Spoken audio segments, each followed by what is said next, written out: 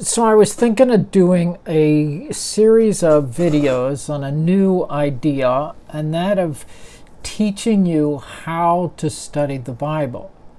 I just thought, you can go to the YouTube and listen to Bible studies, but maybe you want to learn how to do it for yourself.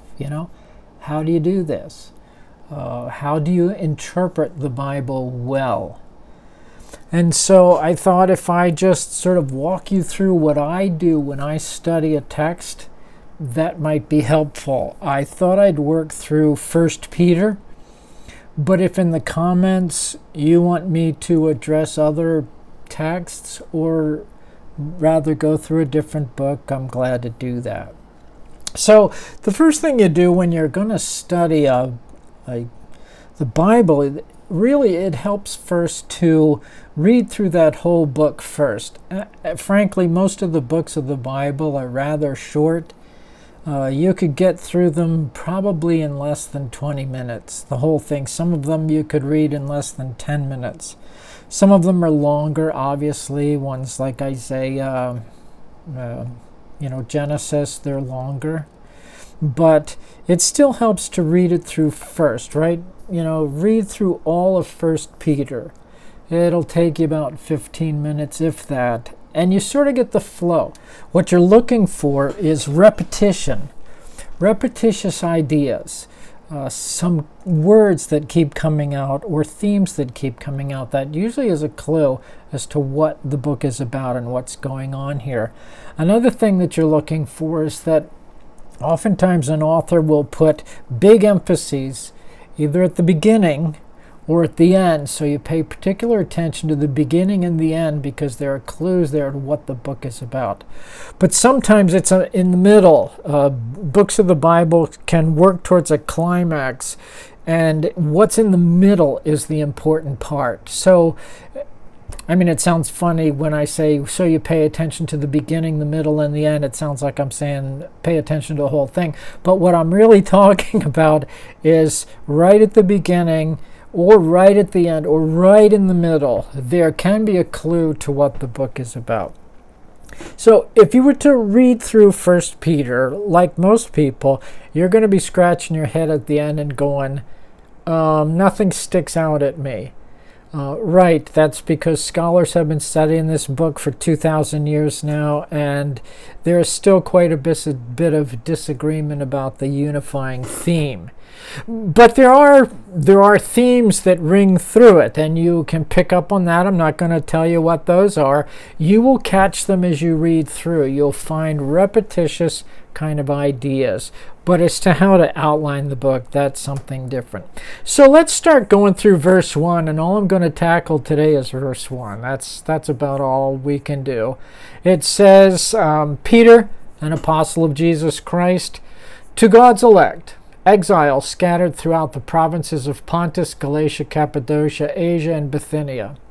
There you go, verse 1. How do we interpret that? Let's start working through it. That's what we're all about. Okay, Peter. Well, Peter, if you go to BibleGateway.com and put in Peter as the search item, see, I'm going to teach you how to do this. And you put in Peter as a search item. You'll pretty quickly, when you start reading them, you'll realize that Peter is a New Testament word, not an Old Testament word, and that it's the name that Jesus gave to Peter when he met him. You'll find that pretty early on as you start to read through the verses. BibleGateway.com, whatever translation you prefer, and you'll find that Peter is the name that Jesus gave to who was what we call Cephas in our anglicized. I think in Aramaic it's Cephas. He was known as Simon, and so this guy's got 3 different names: Cephas or Cephas, Simon, and Peter. But Peter is the name that Jesus gave him, and it means rock. It's the word for rock. So Peter is called Peter. You'll notice on Bible Gateway when you look through, Peter is called Peter most of the time in the Gospels. He's only occasionally referred to as Simon. Sometimes Paul, Now, if you're still using Bible Gateway, look up Cephas. Paul refers to Peter as Cephas several times, sometimes more than he refers to him as Peter. But through the Gospels and the book of Acts, you'll notice on Bible Gateway, it's Peter most of the time. So this is sort of the way that he prefers to be referred to in the Christian era. Once he has met Jesus, see, he wants to be known as Peter.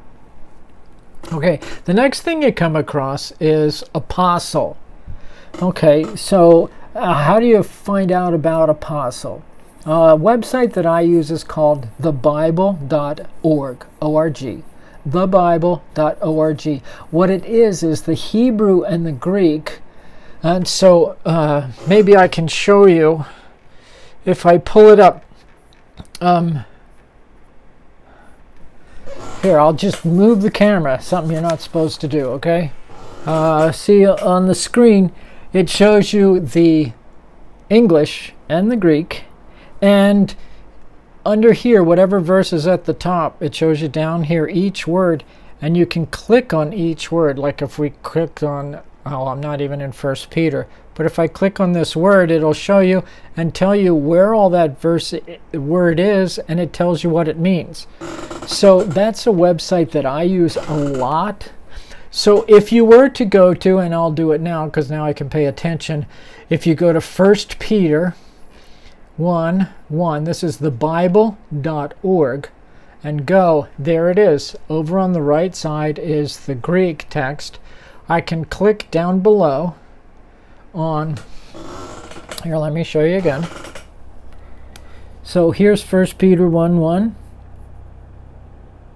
And 1 Peter 1:1 is down here. So if I click on apostle, there it tells me all the places that word appears, and it tells me what apostle means, and a little more complete definition over here. That's how you find out that apostle means somebody who's been sent. That's where you find out that.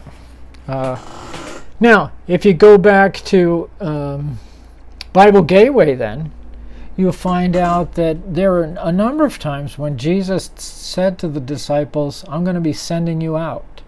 That's the word apostle. You'll find out here that it's a very common word, a very common word that was used in common situations.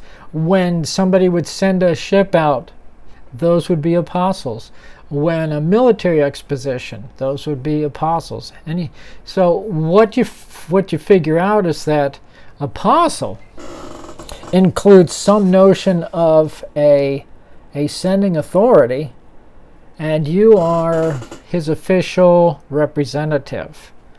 If you're an apostle, you're the official representative of the general, of the admiral. In this case, as we read, it's of Jesus Christ. There's always an authority behind an apostle. And so Peter tells us who that authority is. He tells us it's Jesus Christ. Now we have to pay attention to that word too. Jesus Christ is obviously a combination of two names. Jesus, his historical name, Jesus of Nazareth. Christ is his messianic name, that he is the Christ, the anointed one. When Peter uses them together, Jesus, Christ, he wants us to know that he's referring both to the historicity of the man as well as the status or identity of him. He is Jesus, the Christ. He is of Jesus of Nazareth, who is the Messiah. So then we get to God's elect.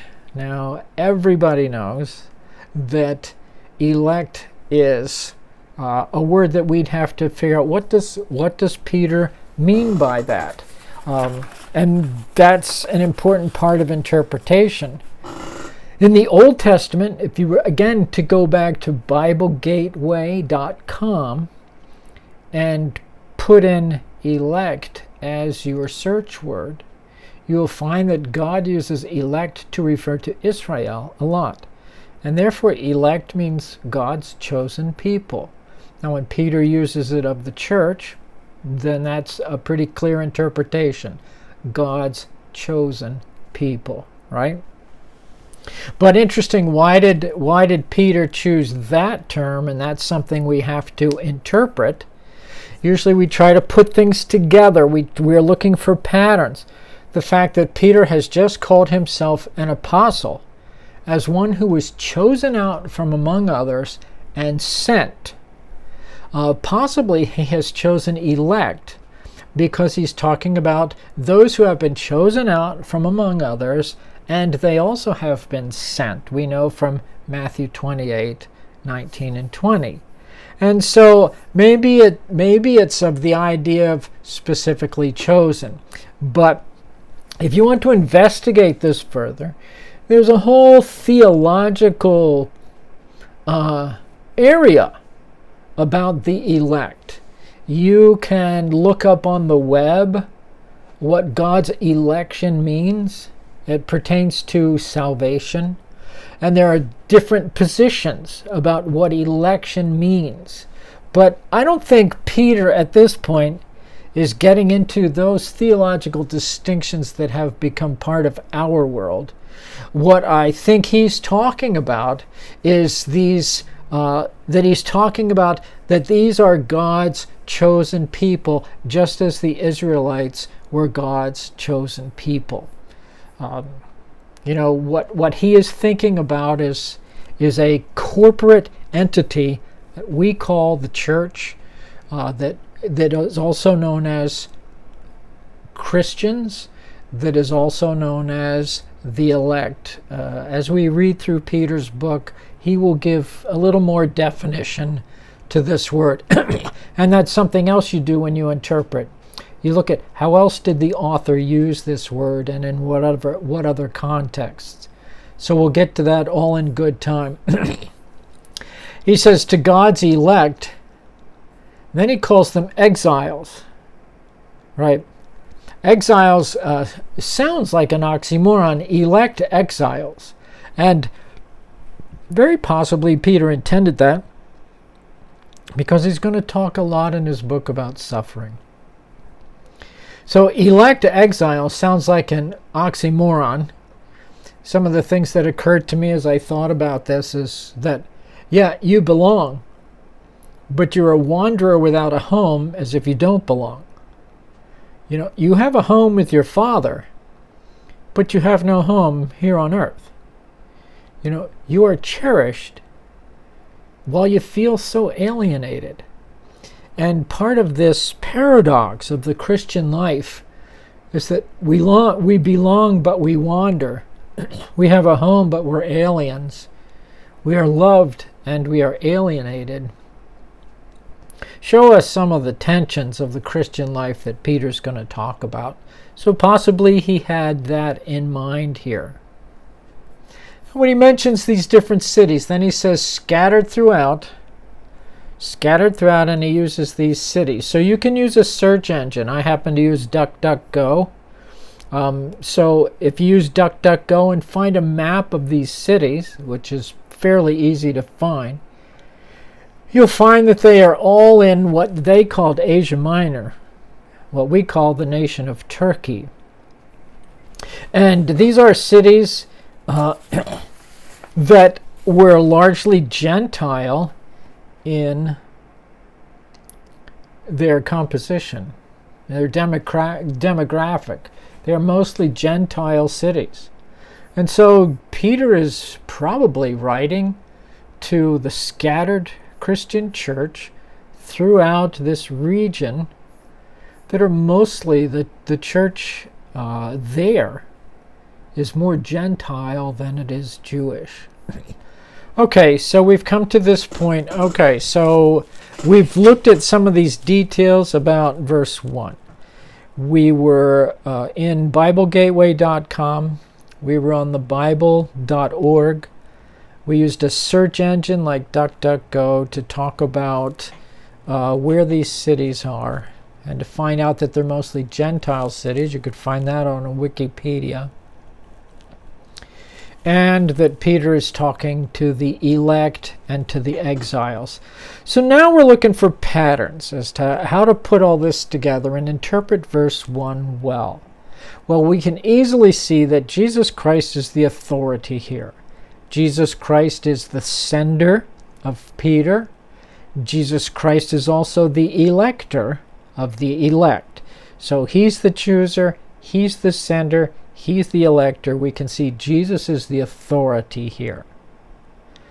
We can see Peter refers to himself as Peter, not as Simon, as Peter and as an apostle, which tells us that he is thinking of himself as in the Christian era, not as he once was, but as he is now. He's thinking of himself as redeemed, renewed, transformed person. That's the Peter that we're seeing here. When we see these words apostle and elect, we can see that all of us, both the leaders and the lay people, are under authority. We are under the authority of Jesus Christ. And we have that mutual authority. And so we're seeing that. We're also seeing that the church is referred to as a unity, but it's also shown to be scattered. So the church is a unified entity, the elect. But right now they're scattered in different places, which tells us that there are going to be significant real-life challenges and what it means to be the people of God. So that's verse 1. Tell me what you think of this video, whether you like this approach. I'll go to verse 2 if you think this is helpful. But talk to me in the comments below. Subscribe to the channel. I'm going to keep going with how do we study the Bible and interpret it well. So for now, I'll sign off. Thanks for watching.